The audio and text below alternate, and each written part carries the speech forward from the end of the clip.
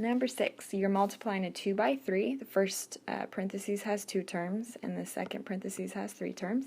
So if you're using the box method, you're going to want to draw a 2 by 3 box. So an example of a 2 by 3 box would look like this. You would put the 2 terms on the side here and the 3 terms up top if you're using the box method. But I'm going to be using, let me erase all this, I'm going to be using distributive property. So first thing I need to distribute is the x to all 3 terms in the second parenthesis.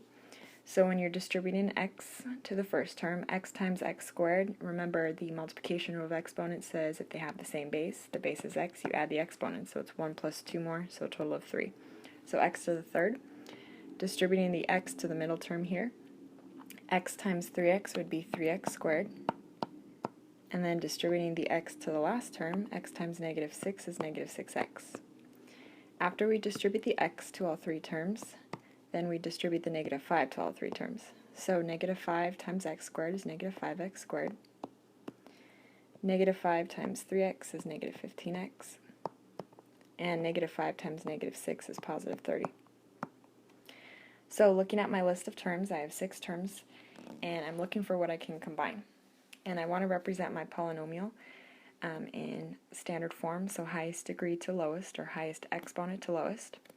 So if I look at the highest exponent, it would be this x to the third, and because there's no other x to the thirds, that's going to be the first term in my final polynomial answer. Looking at the next highest degree would be the x squared, and I do see multiples, so combining, you look at the signs directly in front. Positive 3 minus 5.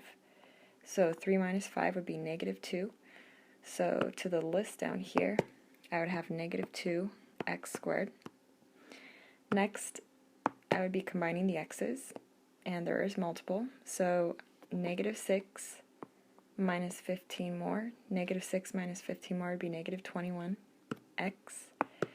So negative 21x. And then last but not least, this 30, there's nothing to combine, so it's my last term. And this is my final polynomial in standard form.